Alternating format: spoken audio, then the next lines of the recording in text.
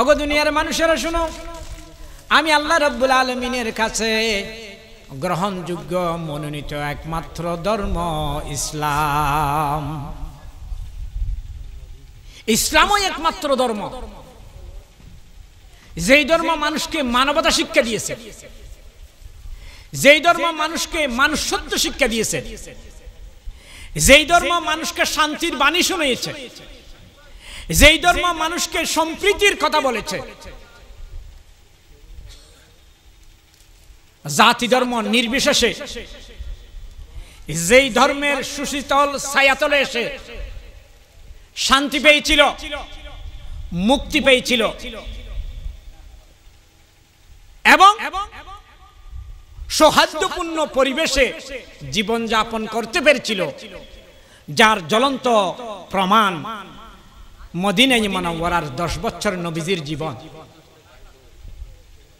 সেখানে ইহুদিরা ছিল, খ্রিস্টান ছিল, মুশরিকরা ছিল, অন্যান্য জাতিরা ছিল, আর মুসলিম ছিল। আল্লাহর নবী সেই রাষ্ট্রের রাষ্ট্রপ্রধান ছিলেন। আল্লাহর নবী সাল্লাল্লাহু আলাইহি ওয়াসাল্লাম মদিনার সনদ প্রণয়ন করে সৌহার্দ্যপূর্ণ পরিবেশ সৃষ্টি করেছিলেন। মারামারি, হানাহানি, রক্তারক্তি বন্ধ করেছিলেন। একটি সুন্দর পরিবেশ, একটি শান্তিময় পরিবেশ এর ব্যবস্থা করেছিলেন। একটি পূর্ণাঙ্গ ইসলামী রাষ্ট্র কায়েম করে দুনিয়ার মানুষকে দেখিয়ে দিয়েছিলেন, দেখো কোরআন এসেছে, আল্লাহর নবী এসেছে মানুষদেরকে মানুষের গোলামি থেকে আল্লাহর গোলামে পরিণত করার জন্য। মানুষকে মানুষের দাসত্ব থেকে, মানুষের দাসত্বের শিকলকে ভেঙে দিয়ে আল্লাহর দাসে পরিণত করার জন্য আল্লাহর নবী এসেছিলেন। আল্লাহ কোরআন পাঠিয়েছিলেন। সেই কোরআন এবং সেই নবীজি সাল্লাল্লাহু আলাইহি সাল্লাম মদিনায়ে মুনাওয়ারায় 10টি বছর ইসলাম কায়েম করে, ইসলামী পরিপূর্ণ রাষ্ট্র ব্যবস্থা কায়েম করে মানুষদেরকে শান্তি দিয়েছিলেন। সেখানে কোনো অভাবই ছিল না, কোনো প্রকার নির্যাতন ছিল না, নিপীড়ন ছিল না, কোনো প্রকার জোর জুলুম ছিল না, কোনো কেউ কোন ধর্ম কোন ধর্মের উপর চাপাচাপিও ছিল না। অথচ আমরা সেই মদিনার জীবনকে, ইসলামী রাষ্ট্রকে আমরা ভুলে গিয়েছি। এখন বাংলা পৃথিবীতে 55টি মুসলিম রাষ্ট্র আছে, তন্মধ্যে আমাদের বাংলাদেশেও একটি মুসলিম রাষ্ট্র। মুসলিম এখানে আছে, ইসলাম নাই। এই 55টি মুসলিম দেশের মুসলিম শাসকেরা, ওরা মুসলিম শাসক, কিন্তু ইসলামী শাসক নয়, কোরআনী শাসক নয়, হ্যাঁ ওরা হাদিসের শাসক নয়, ওরা কোরআনের সংবিধান অনুযায়ী রাষ্ট্র পরিচালনা করে না। বিদায় মুসলিম হওয়ার পরেও এই দেশের মধ্যে অন্যায় আছে, জুলুম আছে, অত্যাচার আছে, অবিচার আছে, জোর জবরদস্তি আছে, সন্ত্রাস আছে। আজকে যদি এই 55টি দেশ এর মধ্যে যদি মুসলিম রাষ্ট্র হতো, এরা মুসলিম রাষ্ট্র, এটাকে যদি ইসলামী রাষ্ট্র হতো, তাদের সংবিধান যদি কোরআন হতো, তাহলে দেশে শান্তি বিরাজ করত, সম্প্রীতি বিরাজ করত, কোন প্রকার উস্কানি দিত না কেউ কাউকে। কোন ধর্মের ব্যক্তি অপর কোন ধর্মের ব্যক্তিকে লাঞ্ছিত করত না, অপমানিত করত না, শ্রদ্ধা করত, সম্মান করত। আপনারা জানেন পৃথিবীর ইতিহাসের শ্রেষ্ঠ নায়ক হযরত ওমর রাদিয়াল্লাহু তাআলা আনহু যখন ইসলাম অনুযায়ী, কোরআনের বিধান অনুযায়ী রাষ্ট্র পরিচালনা করতেছিলেন, তার পাশে কোনো বডিগার্ড থাকতো না, তার কোনো ভয় ছিল না আমাকে হামলা করবে, আমাকে আক্রমণ করবে। দুলির তখতায় বসে অর্ধ পৃথিবী শাসন করেছেন। যার নাম শুনলে সারা পৃথিবীর সমস্ত পরাশক্তি প্রকম্পিত হতো। সাইয়েদনা ওমর রাদিয়াল্লাহু তাআলা আনহুর এই শাসন আল্লাহ রাব্বুল আলামিন তাকে এই শৌর্য বীর্য দিয়েছিলেন, কারণ তিনি নবীজির আদলে, ইসলামের আদলে, কোরআনের মডেলে তিনি জীবন পরিচালনা করেছিলেন, রাষ্ট্র পরিচালনা করেছিলেন। সুবহানাল্লাহ। ওমর রাদিয়াল্লাহু তাআলা আনহুর আমলে একদিন তিনি রাজ্য কিভাবে চলতেছে তা অবলোকন করার জন্য হাঁটতেছিলেন। হাঁটতে হাঁটতে তিনি একটি বাজারে গেলেন। মানুষ বেচা কিনায় মত্ত। এমন সময় তিনি, অনেকেই ওমর রাদিয়াল্লাহু তাআলাকে চিনতেও পারে নাই, কারণ তিনি রাজার বেশে ছিলেন না, প্রজার বেশে ছিলেন, সাধারণ মানুষের বেশে থাকতেন, সর্বসাধারণ অনাড়ম্বরপূর্ণ জীবন যাপন করতেন। হযরত ওমর রাদিয়াল্লাহু তাআলা হাঁটতে হাঁটতে দেখলেন এক বয়স্ক বৃদ্ধ মানুষ ভিক্ষা করতেছে। রাদিয়াল্লাহু তাআলা অনেক খারাপ লাগলো, বয়স্ক মানুষ ভিক্ষা করতেছে। তিনি লোকটিকে ডেকে বললেন, ওগো মুরব্বী, আপনি কেন ভিক্ষা করতেছেন? আপনার কি কোনো ছেলেবেলে নাই, অথবা রাষ্ট্রের পক্ষ থেকে কি আপনি কোনো প্রকার সহযোগিতা পান না? লোকটি ছিলেন অমুসলিম। লোকটি বললেন, ওগো আপনাকে তো আমি চিনলাম না, আমার রাষ্ট্রপতি আমার প্রতি সুবিচার করতেছে না, আমার রাষ্ট্রপতি আমাকে কোনো প্রকার সহযোগিতা করতেছে না, আমার ছেলেবেলে নাই, আমি আমার জীবন যৌবন সবগুলো শেষ করে এখন বয়সের শেষ প্রান্তে এসে পৌঁছেছি। এখন আমার রোজগারের কোনো ব্যবস্থা নাই, আমি কাজকর্ম করে খেতে পারি না, সংসার চালাইতে পারি না, আমার শরীরের মধ্যে সেই রকম পরিশ্রম করার শক্তি নাই, তাই বলে আমি মানুষের কাছে ভিক্ষা চাই, ভিক্ষা চেয়ে আমি যা পাই তা নিয়ে আমার সংসার পরিচালনা করি। ওমর রাদিয়াল্লাহু তাআলা আনহু তার কথাই খুব ব্যথা পেলেন। ওমর বললেন, আপনাকে রাষ্ট্রের পক্ষ থেকে কোনো প্রকার সহযোগিতা করা হয় না? তিনি বললেন, না, আমাকে কোনো প্রকার সহযোগিতা করা হয় না। ওমর রাদিয়াল্লাহু তাআলা আনহু বলেন,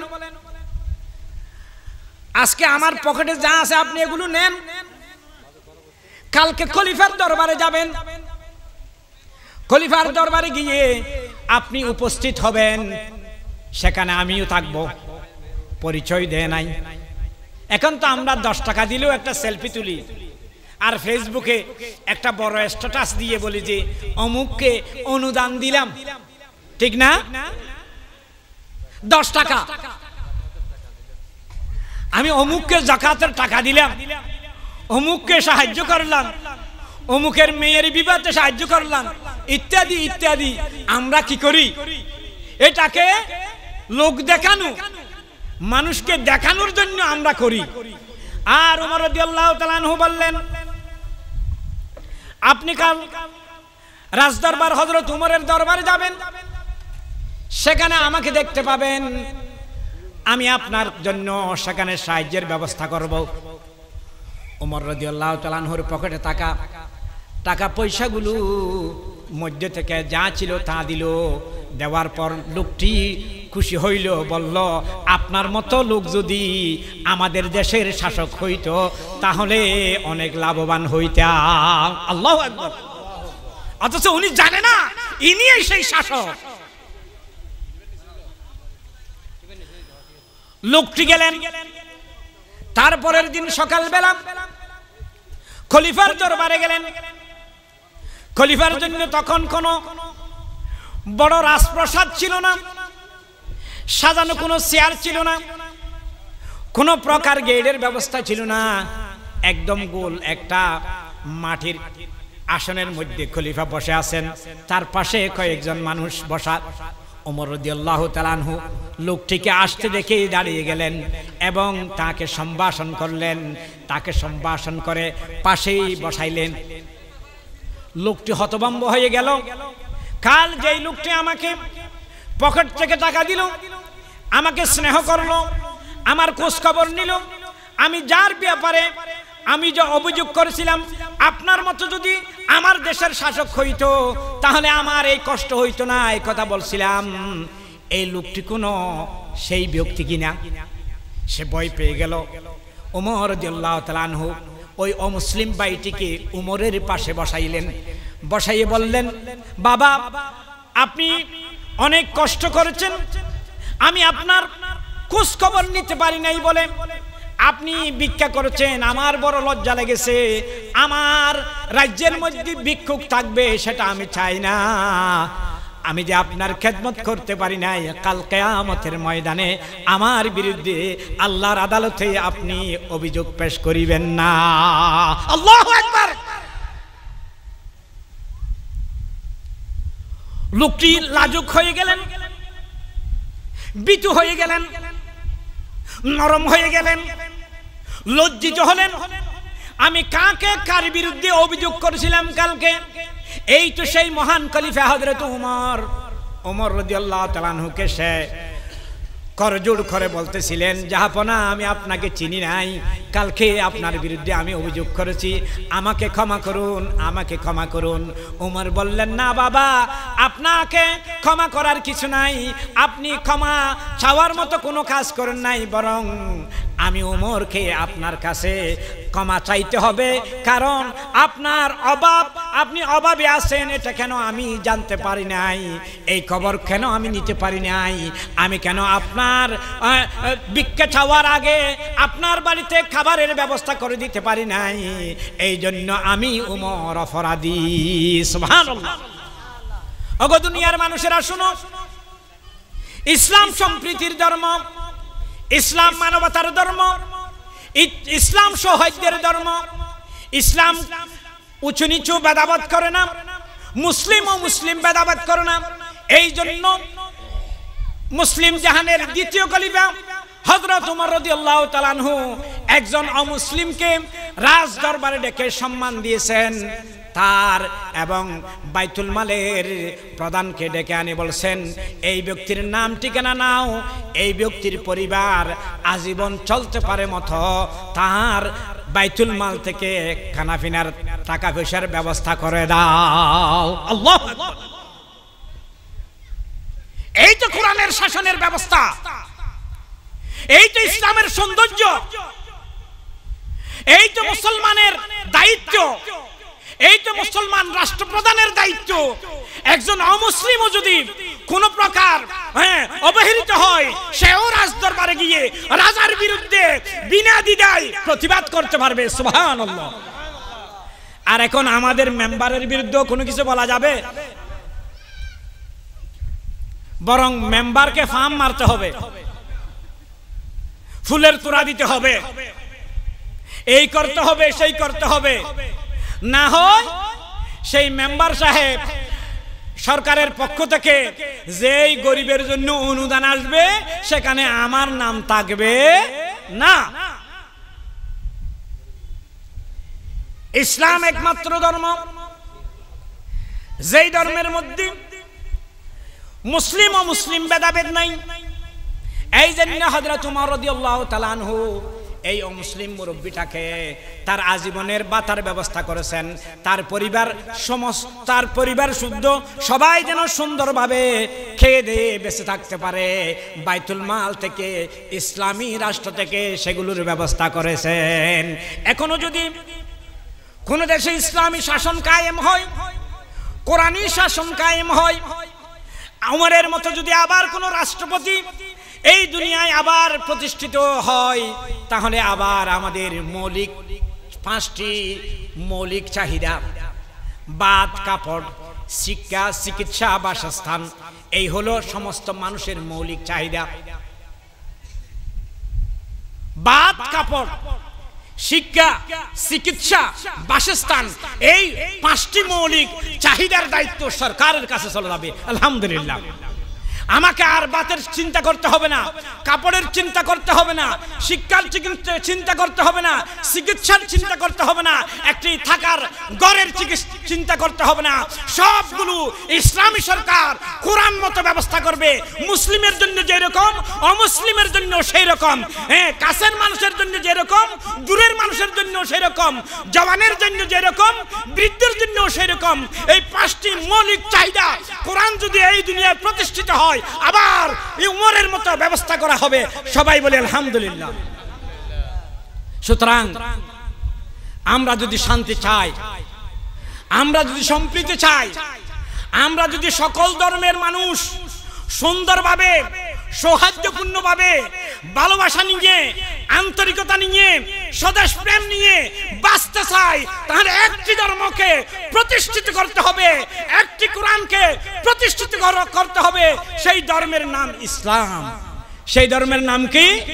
ইসলাম। ইসলাম যদি এই দেশে প্রতিষ্ঠিত হয়, তাহলে সকলে সুন্দরভাবে, সৌহার্দ্যপূর্ণভাবে, ভেদাভেদ বা হীনভাবে আমরা বেঁচে থাকতে পারবো। আমাদের মৌলিক চাহিদা পূরণ করা হবে, ইসলাম পূরণ করবে, কোরআন পূরণ করবে, ইসলামী রাষ্ট্র ব্যবস্থা মৌলিক চাহিদা পূরণ করবে। এই মৌলিক চাহিদা পূরণ হলে অন্যান্যগুলোর জন্য আর কি করতে হবে না, কোনো চিন্তা করতে হবে না। এই তো গেল হযরত ওমর রাদিয়াল্লাহু তাআলা আনহুর ইসলামী রাষ্ট্র ব্যবস্থার নমুনা। একজন অমুসলিমকে কিভাবে তিনি সহযোগিতা করেছেন, সম্প্রীতির বন্ধনে, প্রেমের বন্ধনে আবদ্ধ করেছেন, সারা জীবন চলতে পারার মতো তার অর্থকরীর ব্যবস্থা করে দিয়েছেন। এবার আসুন, ওমর রাদিয়াল্লাহু তাআলা আনহুর পরে আমর ইবনুল আস রাদিয়াল্লাহু তাআলা আনহু, তিনি ছিলেন মিশরের গভর্নর। তিনি ছিলেন মিশরের গভর্নর আমর ইবনুল আস রাদিয়াল্লাহু তাআলা আনহু। খ্রিস্টান ধর্মের একটি মূর্তির নাক ভেঙে দিয়েছে খেবা কারা। ইসলাম কেমন ধর্ম দেখেন, ইসলাম কি শিক্ষা দেয় শুনেন। খ্রিস্টান ধর্মের একটি মূর্তির খেবা কারা নাক ভেঙে দিয়েছে। খ্রিস্টানের পাদ্রীরা, খ্রিস্টান ধর্মের লোকেরা মিশরের গভর্নর আমর ইবনুল আস রাদিয়াল্লাহু তাআলা আনহুর কাছে গিয়ে নালিশ করলেন, ওগো ইসলাম ধর্মের খাদেম, মিশরের গভর্নর আমাদের একটি মূর্তির নাক ভেঙে দিয়েছে। নিশ্চয় এটা মুসলমানদের কাজ। খ্রিস্টানরা, মুসলমানরা যে কোনো কাজ অন্যায় হইলে তারা হুটাহুটি, তারা এই দিক সেদিক চিন্তা না করে মুসলমানদের উপর দোষটা চাপাইয়া দে, ঠিক না? এখনো সেই দোষ যে করুক, দোষটা মুসলমানদের। আমর ইবনুল আস রাদিয়াল্লাহু তাআলা আনহু গভর্নর থাকার সময় খ্রিস্টানরা তার কাছে গিয়ে অনালিশ করলেন, হে আমিরুল মুমিনিন, আমর ইবনুল আস রাদিয়াল্লাহু তাআলা আনহু গভর্নর মহোদয়, খ্রিস্টানের যেই মূর্তিটা নাক ভেঙে দিয়েছে এটা নিশ্চয়ই মুসলমানরা করছে, মুসলমান না হলে আর কেউ এটা করতে পারে না। সুতরাং আপনি এর তদন্ত সাপেক্ষে বিচার করুন, না হলে আমরা অন্য ব্যবস্থা গ্রহণ করব। অন্য কি ব্যবস্থা গ্রহণ করব তাও আপনাকে শুনিয়ে দিই। আমরা মুহাম্মদের একটি সাল্লাল্লাহু আলাইহি ওয়াসাল্লামের মতো একটি মূর্তি বানাবো।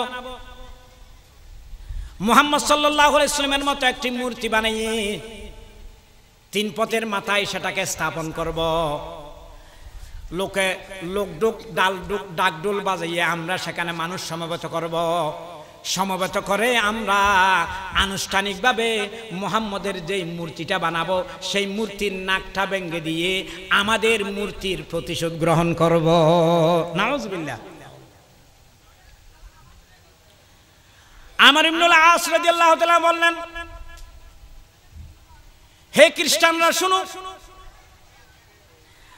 আমি সুষ্ঠু বিচার করার স্বার্থে আমাকে তোমাদের থেকে কয়েকদিন সময় দিতে হবে, আমি তদন্ত করব এই কাজ কে করেছে, সেই কাজ কে করেছে আমি তদন্ত করে বের করব, বের করে আমি উচিত বিচার করব, তোমাদেরকে আমাকে কিছু সময় দিতে হবে।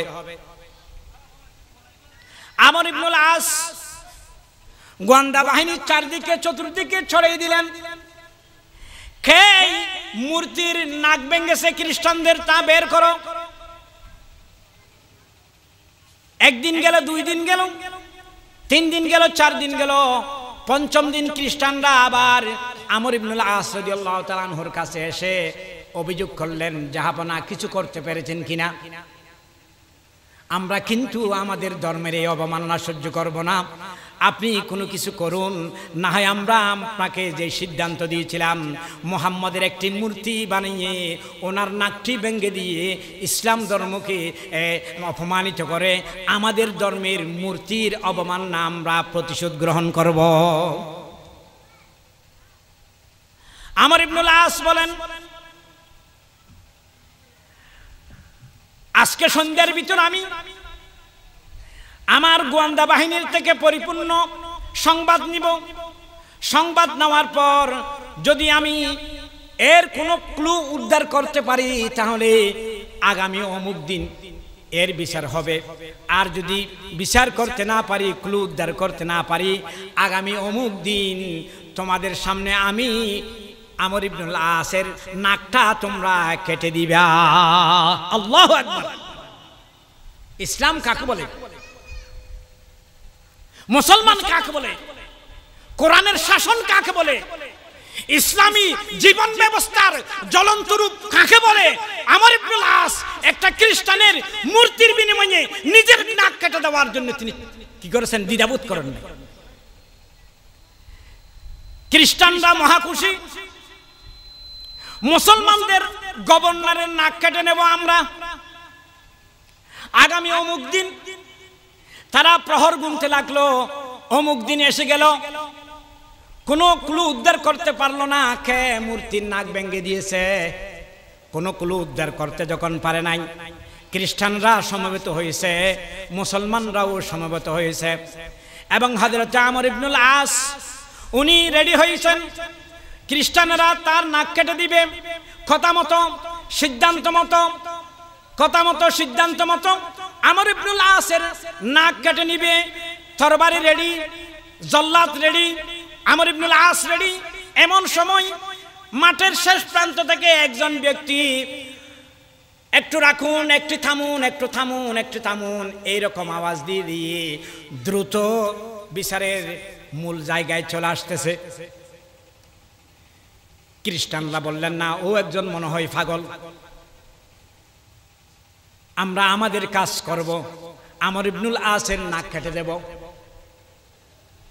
মুসলমানরা বলতেছেন, না, ও কি বলতে চাই, ও অতি দ্রুত বিচারের মূল জায়গায় চলে আসলো, এসে বললেন, আমি ওই মূর্তির নাক ভেঙেছি।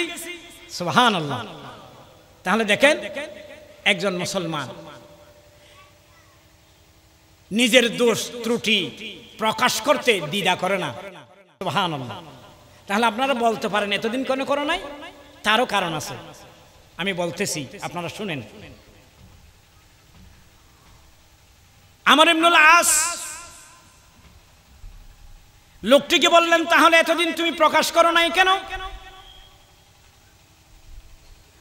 আমার গোয়েন্দা বাহিনী আমি ছড়িয়ে দিয়েছি, তোমার কানে কি এই কথা শুনে নাই, শুনো নাই, তুমি যাই নাই? জাহাপনা, আমার কানে গিয়েছে, তবে এত বড় বিরাট সিদ্ধান্ত আপনি দেবেন সেইটা আমি জানি না। মূর্তির নাকের বদলে একটি পাথরের মূর্তির নাকের বদলে একটি জীবন্ত মানুষের নাক কাটা হবে, এটা আমি শুনি নাই, আমি এখনই শুনেছি। আমি এমনি লোকের সাথে এখানে এসেছি, সুতরাং আমি জানি নাই। আমি জানলে আগেই এই কথা আপনাকে জানিয়ে আপনি এর বিচারের ব্যবস্থা করে দিতাম। সুবহানাল্লাহ। লোকটি বললেন, আমিও এই মূর্তির নাক ভেঙেছি। মানুষ তাকে খ্রিস্টানরা ওট কামড়াইতেছিল, মুসলমানরাও ওট কামড়াইতেছিল, সকলের সব রাগ তার উপরে গিয়ে পড়ল। সবাই তাকে মারার জন্য, তাকে হত্যা করার জন্য, তার নাক কাটার জন্য রেডি। এমন সময় লোকটি বললেন, আপনারা শান্ত হন, আমি পরিপূর্ণ ঘটনাটা আপনাদেরকে বুঝাই। আমি একজন শিকারী, পাখি এবং পশু শিকার করা আমার কাজ। আমি আমার জীবন নির্বাহ করি, আমার আয় রোজগারের একটি পথ হইল পশু শিকার করে, পাখি শিকার করে জীবন পরিচালনা করি। আমি এই রাস্তা দিয়ে যাচ্ছিলাম, হঠাৎ দেখি একটি পাখি এই মূর্তিটার মাথায় বসে নাকের উপর পায়খানা করে দিচ্ছে। হঠাৎ আমি দেখতেছি একটি পাখি মূর্তিটার মাথায় বসে নাকের উপর পায়খানা করে দিচ্ছে। হাজার হোক একটি ধর্মের বিশ্বাসের মূর্তি প্রতীক এই মূর্তি, আমি চাই না মূর্তির নাকে পায়খানা থাকুক কিংবা পায়খানা করে দেখাটা আমি চাই না। তাই আমি যেহেতু শিকারী, পাখিটি শিকার করার জন্য আমি পাখিটিকে তাড়িয়ে দেওয়ার জন্য, পাখিটিকে শিকার করার জন্য তীর নিক্ষেপ করেছিলাম। আমার এম নষ্ট হয়ে গেছে, আমার রেম নষ্ট হয়ে গেছে। পাখিটির উপর না পড়ে আমার তীর মূর্তির নাকের উপর পড়েছে। আমি ইচ্ছাকৃতভাবে এই মূর্তিটির নাকটি ভাঙি নাই, পাখিটিকে মারার জন্য চেয়েছিলাম। আমার ভুল হওয়ার কারণে মূর্তির নাকটি ভেঙে গেছে। সুতরাং এই হইল মূল ঘটনা, এই হইল মূল ঘটনা। খ্রিস্টানরা চেঁচামেচি দিয়ে উঠল, এই সমস্ত পাগলের বানাওয়াটি কথা আমরা মানি না, আমরা মানি না, আমরা মানি না। আমরা আমাদের মূর্তির বিনিময়ে হয় মুহাম্মদের মূর্তি বানিয়ে নাক ভাঙবো, না হয় গভর্নর যেটা বলছে সেটাই করব। হযরত আমর ইবনুল আস বলেন, ঠিক আছে, এখন আর ওই কথার প্রমাণ করতে করতে অনেক সময় হয়ে যাবে, ওই কথার প্রমাণ করতে গিয়ে অনেক সময় হয়ে যাবে। সুতরাং আসো তোমরা আমার নাক কেটে দাও, আমার নাকেই কেটে দাও। আমর ইবনুল আসের নাক কাটার জন্য যখন রেডি, তখন ওই ব্যক্তি যে তীর নিক্ষেপ করে পাখি শিকার করেছিল সে বলছেন, না, আমার নাকই কাটতে হবে। এখন এক একজন মুসলমান সবাই দাঁড়িয়ে গেছিলেন, শুধু আমাদের একজনের নাক না, তোমাদের একটি মূর্তির বিনিময়, নাকের বিনিময়ে যদি কাটতে চাও আমাদের সকলের নাক কেটে দাও। আমর ইবনুল আসের নাক কাটা যাবে না। মুহাম্মদুর রাসূলুল্লাহ সাল্লাল্লাহু আলাইহি ওয়াসাল্লামের মূর্তি বানানো যাবে না, যাবে না, যাবে না, যাবে না। অন্য ধর্মকে কিভাবে সম্মান করতে হয়, কিভাবে অন্য ধর্মের মানুষদেরকে, মূর্তিদেরকে সম্মান করতে হয়, এটা কে শিখিয়ে দিয়েছেন? ইসলাম শিখিয়ে দিয়েছেন। এখন মুসলমানদের উপস্থিত অধিকাংশ মানুষেরা নিজেদের নাক কাটার জন্য যখন রেডি হয়ে গেছে, তখন খ্রিস্টানদের মধ্যে একটা হুলস্থুল কাণ্ড শুরু গেছেন।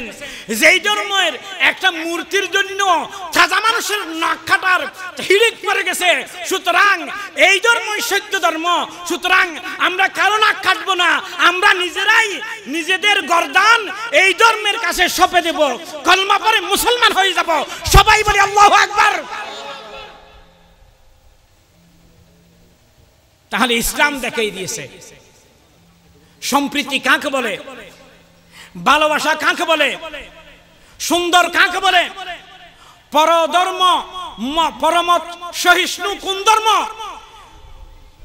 এটা ইসলাম দেখাই দিয়েছে, এটা কোরআন দেখাই দিয়েছে, এটা মুসলমানেরা দেখাই দিয়েছেন। সুতরাং আসুন, এখনো অনেকে মনে করে মুসলমানরা জঙ্গিবাদ, অনেকেই মনে করে মুসলমানরা সন্ত্রাসী। এই দুনিয়ার মানুষেরা, আমি তোমাদেরকে, হে অমুসলিম ভাই, আমি তোমাদেরকে দ্ব্যর্থহীন ভাষায় শুনাই দিতে চাই, তোমরা মুসলমান দেখেছো, ইসলাম দেখো নাই। ইতিহাসের পাতা উল্টাও, ইতিহাসের পাতা উল্টাও, ইতিহাস পড়ো। ভারত আমরা সাজিয়েছি, 850 বছর আমরা মুসলমানেরা শাসন করেছি। 49 বছর আওরঙ্গজেব, সম্রাট আলমগীর ভারতবর্ষ শাসন করেছে। কিন্তু মুসলমানরা যদি সেই দিন চিন্তা করত, সেই দিন যদি অন্য ধর্মকে ধূলিসাৎ করার জন্য, নাম নিশানা মিটিয়ে দেওয়ার জন্য চিন্তা করত, তাহলে ভারতে একজন অমুসলিমও পাওয়া যেত না। কিন্তু মুসলমানেরা 850 বছর ভারত শাসন করেছে। কোন ধর্মের প্রতি, কোন অন্য ধর্মের প্রতি কোন রাগ ছিল না, অভিমান ছিল না, আক্রোশ ছিল না, হিংসা ছিল না, বিদ্বেষ ছিল না। অন্য ধর্মের মানুষদেরকে জবরদস্ত করে ইসলামে ঢুকাইতে হবে, মুসলিম বানাইতে হবে, এরকম কোন মিশনও ছিল না। অথচ বর্তমান ব্রাহ্মণ্যবাদী সেই হিন্দু সরকার মোদি মুসলমানদেরকে ধরে ধরে হরেরা অমুসলিম বানানোর সিদ্ধান্ত নিয়েছে, ঠিক কিনা?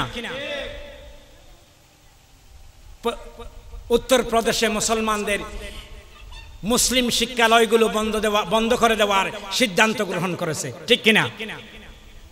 তাহলে আমরা মুসলমানেরা যেখানে শাসন করি, সেখানে সকল ধর্মের মানুষেরা শান্তিতে বসবাস করতে পারে।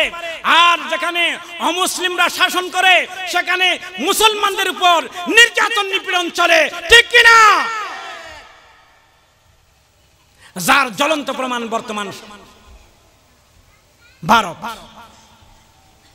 সেখানে জয় শ্রীরাম বলানো হচ্ছে জবরদস্তি করে মুসলমানদেরকে, ঠিক না? অথচ ভারতে 850 বছর মুসলমানরা শাসন করেছে। আমি আসতেছি মুসলমান হিন্দুদের প্রতি মুসলিম শাসক সম্রাট জাহাঙ্গীর কি সুন্দর ব্যবহার করেছেন তার একটি আমি জ্বলন্ত প্রমাণ দেব। ইতিহাসের পাতা উল্টান, আমি আপনাদেরকে সম্রাট জাহাঙ্গীরের সেই জ্বলন্ত হিন্দুদের প্রতি সুন্দর আচরণের জ্বলন্ত প্রমাণ আপনারা ইতিহাস উল্টাইলেই পাবেন। আমি সেই দিকে আসতেছি। ইসলাম একমাত্র ধর্ম, যেই ধর্ম সকল ধর্মকে সম্মান করে, সকল ধর্মের মানুষদেরকে সম্মান করে, সকল ধর্মের স্বাধীনতায় বিশ্বাস করে, একমাত্র ইসলাম ধর্ম।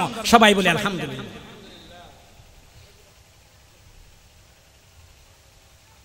আমরা মুসলমান দেখছি, আমাদের এখানে ইসলাম নাই।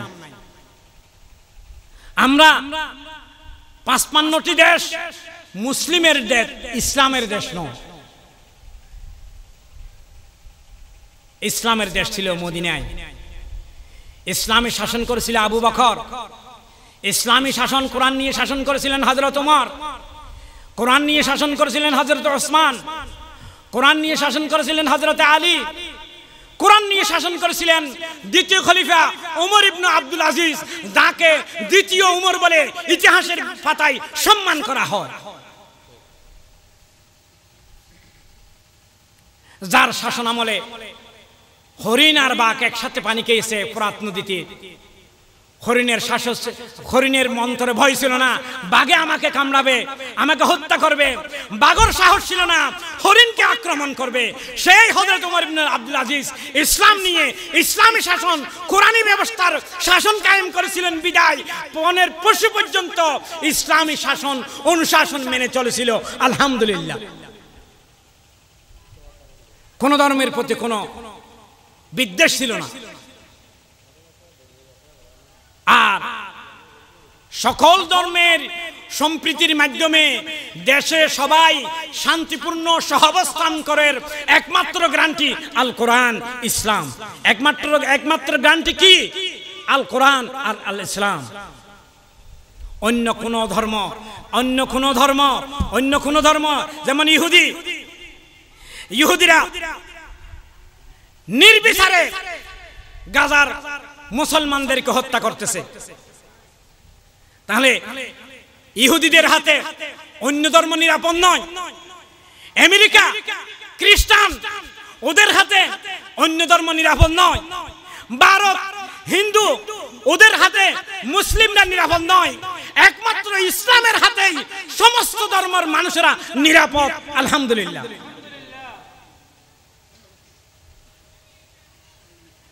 সম্রাট জাহাঙ্গীর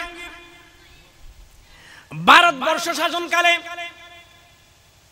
সম্রাট জাহাঙ্গীর একদিন রাজ দরবারে তিনি বসা, এমন সময় একজন বুড়ি হিন্দু মা সম্রাট জাহাঙ্গীরের কাছে সরাসরি গিয়ে অভিযোগ পেশ করলেন, ওগো সম্রাট জাহাঙ্গীর, তুমি যেদিন জন্মগ্রহণ করবা সেদিন আমি দাত্রী হিসাবে তোমার মায়ের কাছে ছিলাম। হে সম্রাট জাহাঙ্গীর, তুমি বয়সে আমার অনেক ছোট্ট, আমি এই জন্য তোমাকে এইভাবে কথা বলতেছি। আলহামদুলিল্লাহ, মুসলমানের সম্রাটের কাছেও যে কোনো সাধারণ প্রজা গিয়ে আঙ্গুল উঁচিয়ে কথা বলতে পারে, ন্যায় কথা। আবার কোন শাসকও অন্যায়ভাবে আঙ্গুল দেখানো তো দূরের কথা, চোখ রাঙ্গিয়েও কথা বলতে পারবে না। বুড়িমা, হিন্দু বুড়িমা সম্রাট জাহাঙ্গীরকে বললেন, ওগো সম্রাট জাহাঙ্গীর, তুমি যেই দিন জন্মগ্রহণ করবে সেই দিন আমি তোমার মায়ের কাছে ছিলাম। তুমি জন্মগ্রহণ করার সময় আমার সাহায্য ছিল। ওগো জাহাঙ্গীর, প্রতিদিন আমার বাড়িতে একজন দস্যুদাই, আমার ছেলে তোমার পুলিশ বাহিনীতে চাকরি করে, আমার ছেলে তোমার পুলিশ বাহিনীতে চাকরি করে, আমার পুত্রবধূকে লাঞ্ছিত করার জন্য, আমার পুত্রবধূর সাথে অবৈধ আচরণ করার জন্য প্রতিদিন রাত 10টা-11টার পর একজন মানুষ যায়, সাথে আর কয়েকজন তার বডিগার্ড থাকে অস্ত্র নিয়ে। ওরা ওই ছেলেটি, ওই লোকটি আমার পুত্রবধূর উপর আক্রমণ করে, তার সাথে অবৈধ আচরণ করতে চায়। ওগো সম্রাট জাহাঙ্গীর, আমি তোমার কাছে আমার পুত্রবধূর সতীত্ব সংরক্ষণের জন্য সাহায্য কামনা করি। তোমার সুবিচারের আমি প্রার্থী। তুমি আমার পুত্রবধূর সম্বরণ রক্ষা করবে এবং আমার এই অভিযোগ সত্য মিথ্যা যাচাই করে বিহিত ব্যবস্থা করবে। আর যদি হোক জাহাঙ্গীর, তুমি যদি আমার পুত্রবধূর সম্বরণ রক্ষা করার ব্যবস্থা না করো, আমার বিচার যদি তুমি না করো, তোমরা তো মুসলমান, পরকালে তোমরা বিশ্বাসী, কাল কিয়ামতের ময়দানে তোমার বিরুদ্ধে তোমাদের আল্লাহর কাছে আমি বিচার দেব, তোমার বিরুদ্ধে আমি নালিশ করব কাল কিয়ামতের ময়দানে। সেই দিন কিন্তু তুমি আমার নালিশ থেকে বাঁচতে পারবে না।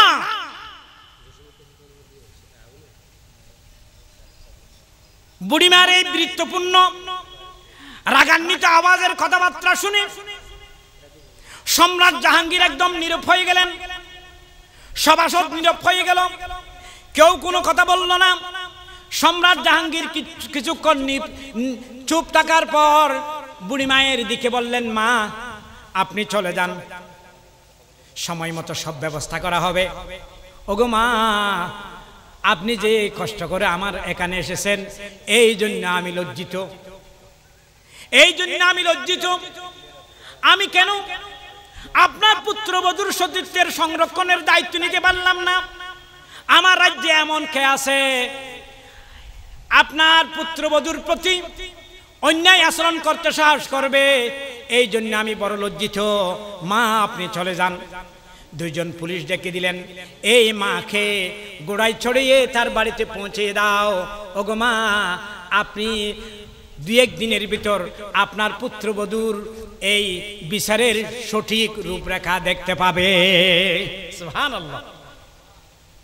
বুড়িকে সম্মান করে গোড়ায় ছড়িয়ে পুলিশ পাহারায় তার বাড়িতে পৌঁছে দিলেন। আর সম্রাট জাহাঙ্গীর তার পরের দিন রাতে শুধু একা, 2 জন প্রহরী নিলেন সাথে, কোনো লাইট নিলেন না সাথে। বুড়ির ঘর দিনের বেলায় দেখে আসতেন, কিভাবে যাওয়া যাবে, কোন দিকে যাওয়া যাবে, সবগুলো দেখে আসার পর রাত 10টার সময় বুড়ির বাড়ির একটি জুপের মধ্যে সম্রাট জাহাঙ্গীর খুব সন্তর্পণে অর্থাৎ খুব নীরবে অবস্থান করেছেন। সাথে দুইজন পুলিশ নিয়েছেন। পুলিশদেরকে দুইজনকে দুই জায়গায় দাঁড়িয়ে রাখেছেন, ইশারা দিয়েছেন, তোমরা আমার ইশারা পেলে এরকম করবে, এরকম করবে, এইভাবে ঘটনা হবে। বুড়ি রাত্রে তার ঘরে অবস্থান করতেছেন। এমন সময় ওই সন্ত্রাসী গিয়ে বুড়ির পুত্রবধূর উপর ঝাঁপিয়ে পড়ল। দরজায় দুইজন বডিগার্ড, ওই সন্ত্রাসীর দুইজন বডিগার্ড দুইজন দরজার দুই পাশে দাঁড়িয়ে থাকলো। ওই সন্ত্রাসী গিয়ে ভিতরে মেয়েটির সম্ভ্রম নষ্ট করার জন্য একা ঢুকলো। মেয়েটি চিৎকার করলো, বাঁচাও বাঁচাও বাঁচাও। বুড়ি আপকে করতে লাগলেন। সম্রাট বলো কোন লাভ হলো না, আমার পুত্রবধূর উপর আজকে আবার সন্ত্রাসী হামলা, সম্ভ্রম নষ্ট করার জন্য তো চলে এসেছে। কিছু বুঝে ওঠার আগে একটু আওয়াজ হলো। আওয়াজ হওয়ার পর ওই দুইজন পুলিশ এই দুইজন দরজায় থাকা লোকদেরকে দুইটা তরবারি দিয়ে আঘাত করে দুইজনকে হত্যা করলো। হত্যা করার পর সম্রাট জাহাঙ্গীর না যাই মতো করে বুড়িকে বললেন, বুড়িমা তোমার চেরাগ নিবাও, চেরাগ নিবাও বলে তিনি সেখানে ঢুকলেন। তরবারি দিয়ে এক খুফে ওই সন্ত্রাসী যে বুড়ির পুত্রবধূর সম্ভ্রম নষ্ট করতে চেয়েছিলেন তাকে দুনিয়া থেকে বিদায় করে দিলেন। আল্লাহু আকবার। বিদায় করে দেওয়ার পর বুড়ির কাছে আসলেন, মা তোমার চেরাগটা একটু জ্বালাও। বুড়ি তোড়াগুড়ি করে কিছু বুঝতে পারলেন না, আবার চেরাগ জ্বালাইলেন। চেরাগ জ্বালাইয়ে দেখলেন মুখের মুখোশটা উন্মুক্ত করে বললেন, মা আমাকে চিনতে পারছো কিনা? হ্যাঁ আমি তোমাকে চিনতে পারছি, তুমি তো সম্রাট জাহাঙ্গীর। মা আমাকে এক গ্লাস পানি দাও, পরে কথা বলতেছি, আমাকে এক গ্লাস পানি দাও। পানি দেওয়ার পর ডক ডক ডক ডক করে সম্রাট জাহাঙ্গীর পানি খাইলেন। পানি খাওয়ার পর বললেন, আমাকে চেরাগটা দাও, যাকে হত্যা করেছি তার চেহারাটা একটু দেখব। তারপর সম্রাট জাহাঙ্গীর চেরাগটা নিয়ে কাকে হত্যা করেছে তাকে দেখতে গেছে। সে কে? চেহারাটা দেখে সম্রাট জাহাঙ্গীর আলহামদুলিল্লাহ বলে একটি সিজদায় পড়ে গেলেন হিন্দু বাড়ির বাড়িতে, হিন্দু বুড়ির বাড়িতে।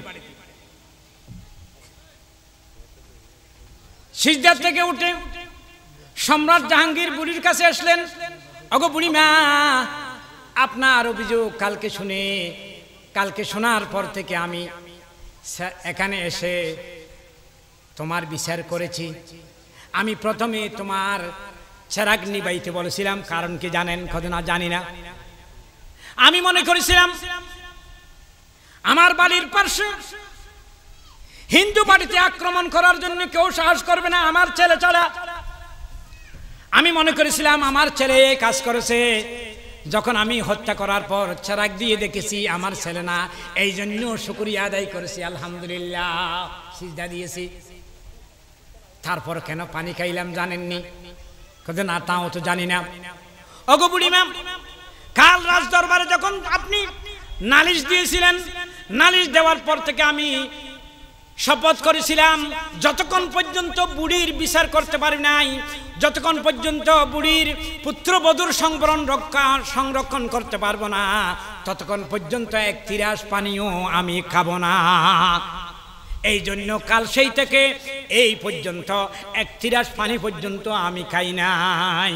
সুবহানাল্লাহ। ওগো বুড়িমা, এবার দেখেন কাল আপনি আমার দরবারে যাবেন, সকালে আপনি আমার দরবারে যাবেন। তাহলে দেখেন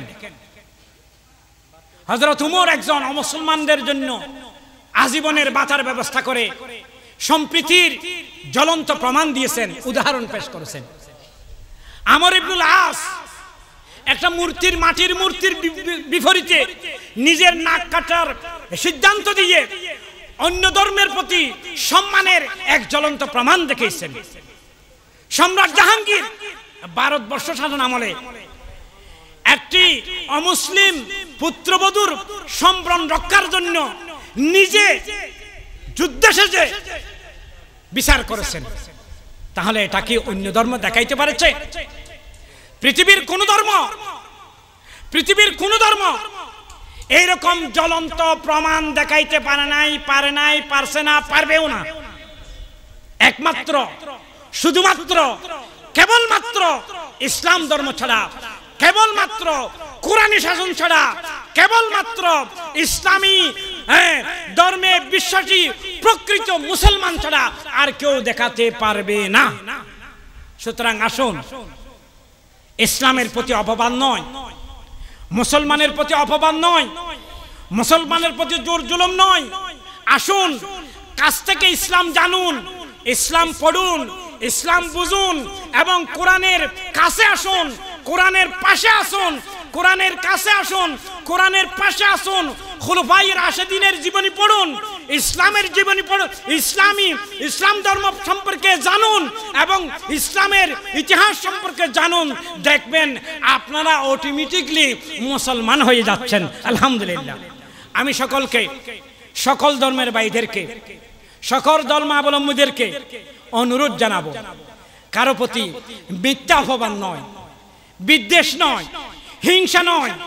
আমরা পরস্পর বাংলাদেশে সম্প্রীতির মাধ্যমে সৌহার্দ্যপূর্ণ পরিবেশে সকল ধর্মের মানুষ সবাই একসাথে একই বাংলার আকাশে সহ অবস্থানের মাধ্যমে নিজেদের ধর্মকর্ম পালন করে আমরা বেঁচে থাকতে চাই। এই আহ্বানটুকু আপনাদের প্রতি রেখে আমি আমার আলোচনা শেষ করলাম। ওয়ামা আলাইনা ইল্লাল বালাগ।